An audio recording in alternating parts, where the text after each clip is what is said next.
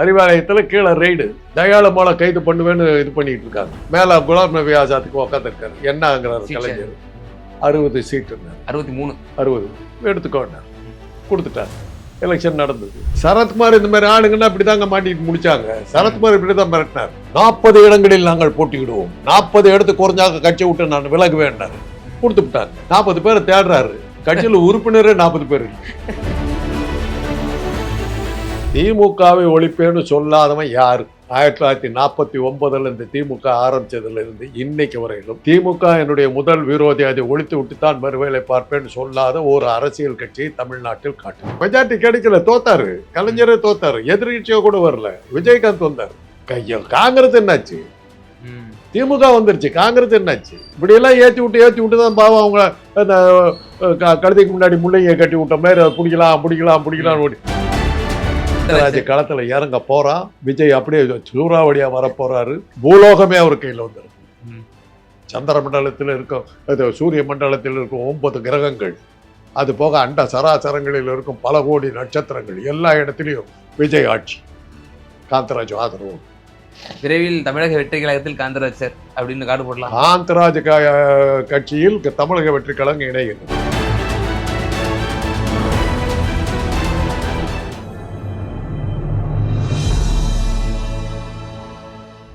Tamil news நேர்கள் கண்வணக்கம். இன்றைய சிறப்பு நேர்காணலில் நம்மோடு இருந்திருப்பவர் மருத்துவர் மற்றும் அரசியல் விமர்சகர் டாக்டர் காந்தராஜ் சார். சார் வணக்கம்.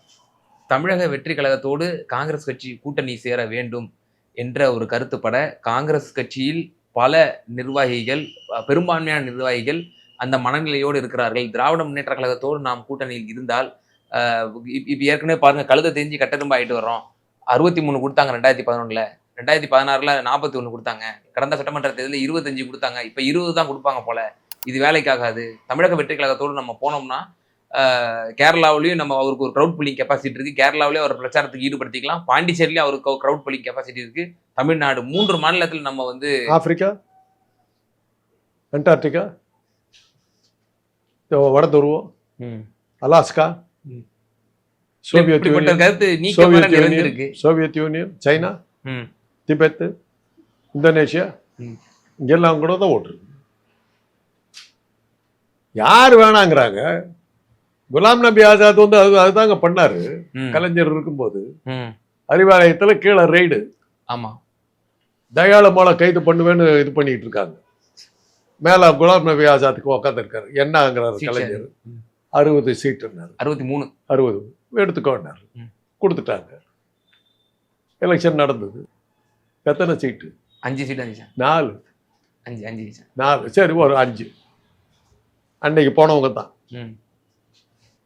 சரத்குமார் இந்த மாதிரி ஆளுங்கன்னா இப்படிதாங்க மாட்டிட்டு முடிச்சாங்க. சரத்குமார் இப்படிதான் மிரட்டினார். 40 இடங்களில் நாங்கள் போட்டியிடுவோம், 40 இடத்து குறைஞ்சாக கட்சி விட்டு நான் விலகுவேன்னாரு. கொடுத்து விட்டாங்க. 40 பேரை தேடுறாரு. கட்சியில் உறுப்பினரே 40 பேர் இல்லை.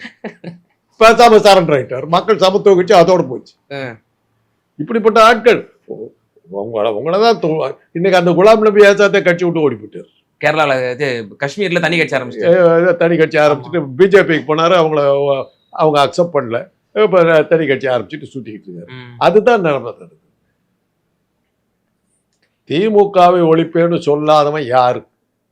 1949 இந்த திமுக ஆரம்பிச்சதுல இருந்து இன்னைக்கு வரையிலும் திமுக என்னுடைய முதல் விரோதி, அதை ஒழித்து விட்டுத்தான் மறுவேளை பார்ப்பேன்னு சொல்லாத ஒரு அரசியல் கட்சியை தமிழ்நாட்டில் காட்டுங்க பார்க்கலாம்.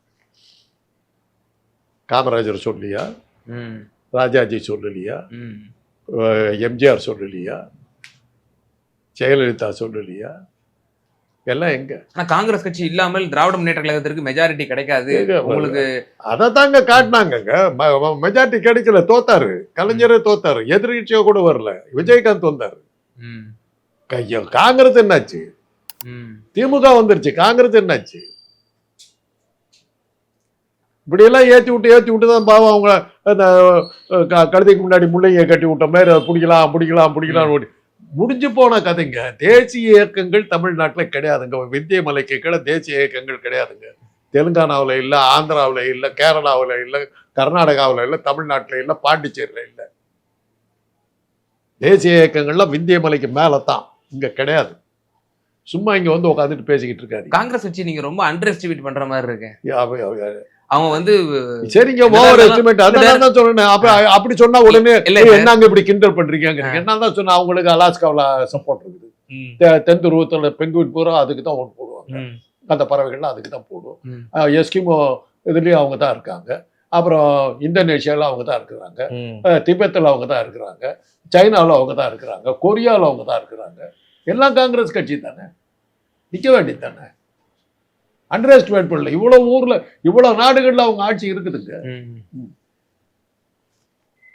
56 இடங்கள்ல வந்து குண்டு போட்டு தீவிரவாத முகாம்களை அழித்து விட்டோம்னாரு.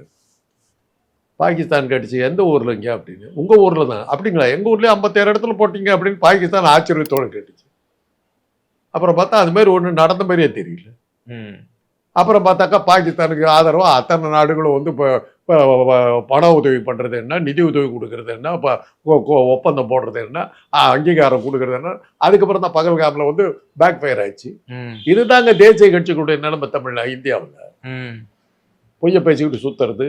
சார், இந்த ஒரு சர்ச்சைக்கு ரொம்ப முற்றியதுனால ஒரு குழுவை வந்து அமைக்கிறது டெல்லி தலைமை. இந்த மாதிரி ஒரு 5 குழு வந்து அமைக்குது, இந்த மாதிரி பேச்சுவார்த்தையில ஈடுபடுவாங்க அப்படின்னு சொல்லி. இந்த குழு அமைத்த பிறகு ராகுல் காந்தியினுடைய ஸ்ட்ராட்டஜிஸ்ட் என்று அறியப்படக்கூடியவர் அவர் விஜய் கிட்ட போய் சந்திக்கிறாரு, சில மணி நேரங்கள் ஆலோசனை செய்யறாரு. அதுவும் வெளியே பிரஸ்ட வந்து என்ன சொல்றாரு, நான் அரசியல் தான் பேசினேன் அப்படின்னு சொல்றாரு. அப்போ உட்கட்சி பூசலுக்கு பேர் போன கட்சியா காங்கிரஸ் கட்சிங்கிற ஒரு கேள்வியும் அப்ப இதுல இருந்து எழுப்புது. இருவேறு கருத்துக்கள் இருக்கும்போது அப்ப இந்த கூட்டணிங்கிறது தொடர்ந்து வெற்றின்னு இருக்கும்போது தொண்டர்கள் வந்து ஜெல் ஆகணும், அவங்க களத்துல ஒற்றுமையோட வேலை செய்யணும். அப்ப இது குலைக்கிற மாதிரி தானே இருக்கு. அது கரெக்ட், நீங்க சொல்றது கரெக்ட். இப்படி எல்லாம் சொல்லி விஜய்க்கு இவங்கெல்லாம் சப்போர்ட் இருக்காங்கன்னு கிளப்பி விடுங்க. உங்களால முடிஞ்ச வதந்தி எல்லாம் கிளப்பி விடுற. இது ஒரு கிளப்பல். காந்தராஜ ரகசியமா சந்திச்சார் தெரியுமா உங்களுக்கு? யார் சார்?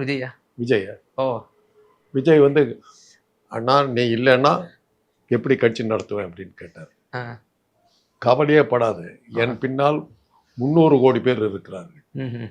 சந்திர மண்டலத்திலாம் எனக்கு கட்சி இருக்கு. அண்ட சராசரத்திலேயே என்னுடைய கட்சி ஆட்சி நடக்குது. ஆனால் தைரியமாறு நான் சொல்லிட்டு வந்திருக்கேன். ரகசியமா பேசியிருக்கேன், வெளியே வராது, கொஞ்ச நாள் வரும். அதை நம்பி இருக்காரு இப்போ விஜய். காந்தராஜனுடைய ஆதரவு நம்பி இருக்காரு. காந்தராஜ் களத்துல இறங்க போறான். விஜய் அப்படியே சூறாவளியா வர போறாரு. பூலோகமே அவர் கையில் வந்துருப்போம். சந்திர மண்டலத்தில் இருக்கும், சூரிய மண்டலத்தில் இருக்கும் 9 கிரகங்கள், அது போக அண்ட சராசரங்களில் இருக்கும் பல கோடி நட்சத்திரங்கள், எல்லா இடத்திலையும் விஜய் ஆட்சி, காந்தராஜ் ஆதரவு. விரைவில் தமிழக வெற்றி கழகத்தில் காந்தராஜ் சார் அப்படின்னு கார்டு போடலாம். காந்தராஜ் கட்சியில் தமிழக வெற்றி கழகம் இணைகிறது. என்ன நாயா அழைச்சிக்கணும் ரொம்ப. அவருக்கு அவ்வளவு விளம்பரம் கொடுப்பீங்க, எனக்கு விளம்பரம் கொடுத்து கூடாது. நானும் பார்த்தோம் கொடுப்பீங்கன்னு பார்த்தோம். விஜய்க்கு மாத்திரமே கொடுத்துக்கிட்டு இருக்கீங்க, எனக்கும் கொடுங்க. காந்தராஜ் கட்சி காவேக்கா இது காந்தராஜ் வெற்றி கழகம். ஓகே. இல்ல சார், இது இப்போ பாருங்க சார், இப்போ இந்த கூட்டணி இன்டாக்டா இருக்குன்னு நம்ம இன்னும் சொல்லிட்டு இருக்கிறோம். ஆனா அடுத்த கட்ட தலைவர்கள் எம்பிஸ் தான், இப்ப மாணிக்கம் தாக்கூர் போன்றவர்கள்லாம் எங்களை முறையா அரவணைக்கணும், இல்லாட்டி டெல்லியில ஆனது போல அரவிந்த் கெஜ்ரிவால போல நீங்க வந்து எதிர்கட்சியா உட்காருவீங்க, எங்களை அரவணைக்காத கட்சி எதிர்கட்சியா உட்காருன்றாரு. சொல்லியாச்சு, ஒரு தடவை வெளியே அமிச்சாச்சுங்க உங்களை.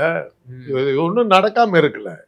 குலாம் நபி ஆசாத் கேட்ட போது உனக்கு 60 சீட்டை கொடுத்துட்டு கலைஞர் பேசாம போயிட்டாரு. என்ன ஆன? போ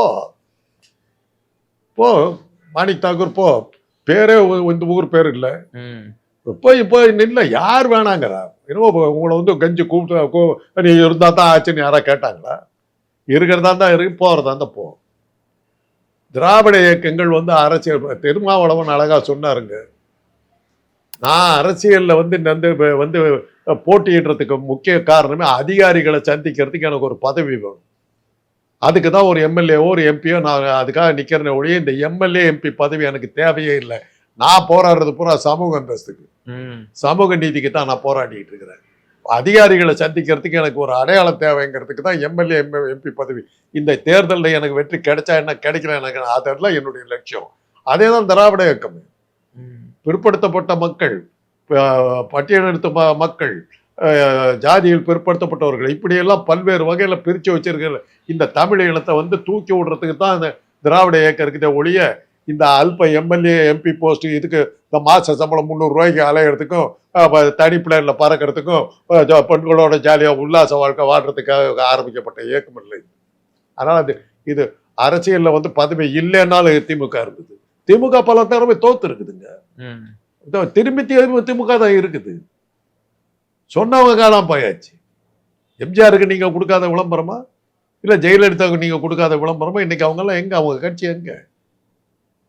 யாரை எடுத்து நீங்க பேசிக்கிட்டு இருக்கீங்க? அத்தனை பேரும் 1/2 மணி நேரமா பேசிக்கிட்டு இருக்கீங்க. திமுக எதிர்ப்பா யார் யாரெல்லாம் வர்றாங்க, யார் யாரெல்லாம் வர்றாங்கன்னு திமுகவை பத்தியே தான் பேசிக்கிட்டே இருக்கிறீங்க. ஆளுங்கட்சி இல்ல சார், அது வேற உங்களுக்கு யோகிதை இல்லை.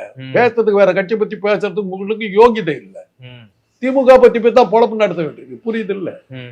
இருக்கிறது அவங்க தான் இருக்கிறாங்க. எல்லாம் காலி ஆயிட்டான். அவங்க ஒரு ஆள், ஒரு சீமான் ஒரு ஆள் இருந்தாரு, 1/2 மணி நேரமா ஒரு வார்த்தை பேசல. அவ்வளவுதானே அவரு? பாவம். விஜய்க்கு சொல்லணும், தம்பி சீமான் ஒரு ஆள் இப்படிதான் அப்ப தூக்கி விட்டுக்கிட்டு இருந்தாங்க, இன்னைக்கு பேசுறதுக்கு கூட அவங்க தயாரா இல்லை. அதே தான் உனக்கு ஜாகிரதையா. இல்லை சார், இந்த கூட்டணி இன்டாக்டா இருக்குன்னு நம்ம இன்னும் சொல்லிட்டு இருக்கிறோம், ஒற்றுமையா இருக்குன்னு நம்ம சொல்லிட்டு இருக்கிறோம். ஆனா அடுத்த கட்ட தலைவர்கள் இப்படி பேசும்பொழுது, இப்போ உதாரணத்துக்கு இப்போ அம்மையார் ஜோதிமணி இப்போ என்ன சொல்றாங்க அப்படின்னா, விஜய் எங்களுக்கு ஒன்றும் புதுசான ஆள்லாம் கிடையாது, எங்களுக்கு ரொம்ப பரிச்சயமானவர் அவரு. 2010 தலைவர் ராகுல் காந்தி அவர்களை வந்து சந்திச்சார் அவரு அப்படின்னு அவங்க சொன்னாங்க. ராஜீவ் காந்தி மரணத்தை போது விஜய் கூட இருந்தாரா? அப்போ ஒரு இளைஞரா ஏத்தி விடுறதானு இல்ல சார். நேரு கூட வந்து விஜய் கூட சுத்தி இருந்தாரு தெரியுமில்ல. நேரு கூட எல்லாம் வெளிநாட்டுக்கெல்லாம் போயிருக்காரு. இந்திரா காந்தி கூட போயிட்டு இருந்தாரு. சொல்ல வேண்டியதானே? இல்ல சார், இவரு கார்த்திக் சிதம்பரம் அவர்கள் அவர் என்ன சொல்றாரு அப்படின்னா, இளைஞர் காங்கிரஸ் தலைவராக அவருக்கு வந்து ஆவதற்கு டெல்லியில போய் தாராளமா போகட்டுங்க, தாராளமா போகட்டுங்க. யார் வேண்டான்னா, நான் தான் சொல்றேன், திராவிட இயக்கங்கள் ஆட்சிக்காக அலையல, ஆட்சிக்காக அலையல. நீ போய் உட்கார்ந்ததும் உட்கார் வேணாங்கல்ல. உனக்கு ஆட்சி வேணும், கொள்ளடிக்கணும், அதுங்கிறத லட்சியத்தில் இருக்கவனுக்கு அவங்கள பத்தி நமக்கு அக்கறை இல்லை. நாங்க பாடுபடுறது சமூக நீதிக்காக பாடுபடுறோம், சமத்துவத்துக்காக பாடுபடுறோம், பிற்படுத்தப்பட்டவர்களை மேம்படுத்துறதுக்காக பாடுபடுறோம், தமிழ்நாட்டை தொழில் வளம் மிக்கதை மாத்துறதுக்காக பாடுபடுறோம். அதுக்காகத்தான் நாங்க இருக்கிற ஒழிய இந்த பதவிக்காக இல்லை. வந்து கலெக்டர் ஒருத்தன் வந்து குட் மார்னிங் அடிப்பாங்கிறதுக்காக பதவிக்காக சுத்தல. மரியாதையா உள்ளவனை பார்த்தாக்கா ஊர் பெரிய மனுஷன் இருப்பாங்க, அந்த ஊர் பெரிய மனுஷன் வந்து ஊர்ல இருக்கிற அத்தனை பெரிய அதிகாரிகளும் வந்து பார்த்து வணக்கம் போட்டு போவாங்க. எந்த பதவியிலும் இருக்க மாட்டாங்க. பெரியார் எந்த பதவியில் இருந்தாருங்க? எந்த பதவியில் இருந்தார் பெரியார்? ராஜாஜி இல்லாத பதவி உண்டா? அத்தனை பதவியில இருந்தார். ராஜாஜிக்கு இருக்கிற மாதிரியா தான் பெரியார் இருக்குது. ராஜாஜி எத்தனை பேத்துக்கு தெரியும்? ஒரு பதவியில் இல்லாத பெரியார் எடுத்து தான் இன்னைக்கு அத்தனை பேர் தென்னாட்டில் இருக்கிற அத்தனை பேர் ஆட்டம் இது பண்ணிடும். 3% உதறி போய் கிடக்குறாங்க. ஒரு பதவியில் இல்லாத பெரியார். அதுதாங்க மரியாதை. சும்மா ஒரு ஆளை தூக்கி வச்சுக்கிட்டு அவருக்கு கூட்டம் சேர்ந்து போச்சு, அங்க வந்துருச்சு, இங்க வந்துருச்சு, இங்க வந்துருச்சு, அது எனக்கு வந்து போட்டு பேசிக்கிட்டு போங்க. யார் வேணான்னா கம்பி மத்தாப்பு கொஞ்ச நேரம் ஜொலிக்கும், அப்புறம் குப்பையில் போடும். இறுதியான ஒரே ஒரு கேள்வி, இப்போ கூட்டணி இல்லாமல் திராவிட முன்னேற்ற கழகம் இதுவரை ஆட்சியே அமைத்தது இல்லை இல்லையா? தேவையில்லை, தேவையில்லை. மந்திரிகளே இல்லாம ஆட்சி அமைச்சிருவீங்களா? கூட்டணி தான். எம்எல்ஏக்களே இல்லாம வந்து அசம்பிளி நடத்திடுவீங்களா? இதெல்லாம் என்னங்க பேச்சு? இல்ல சார், அதிமுக உலக மகா யுத்தம் நடக்குதுங்க. அமெரிக்கா, ரஷ்யா, இங்கிலாந்து, பிரான்ஸ் எல்லாம் ஒரு கூட்டணி நின்றுச்சு. Hitler, German, Rome, Italy, German, Japan அவங்க ஒரு கூட்டணி நின்னாங்க. கூட்டணி இல்லாமல் நீங்கள் வெற்றி பெற்றீர்களான்னு இங்கிலாண்டை பார்த்து காட்டிக்கினா என்ன அர்த்தம்? ஜெயிக்கிறதுக்கு உத்தியை பார்க்கணும். நல்ல முட்டையெல்லாம் சாப்பிட்டதுனால ஓடிட்டேன், இல்லாட்டி ஜெயிச்சிருப்பியா அப்படின்னு கேட்டிங்கன்னா என்ன அர்த்தம்? ஓடுறதுக்காக தான் இந்த தெம்பு வேணுங்கிறதுக்கு முட்டை சாப்பிட்றேன், நீ முட்டை சாப்பிடாம ஜெயிச்சிருப்பியா? இதெல்லாம் என்னங்க கேள்வி? கூட்டணி தான் ஒரு பலன்றாரு முதலமைச்சர்.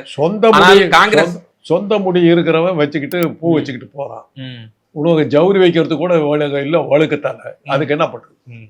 ஓகே சார், பல்வேறு விவகாரங்களை எங்க நேரலுக்கு ரொம்ப தெளிவாக உங்களோட கருத்துக்களை பகிர்ந்தீங்க. ரொம்ப நன்றி.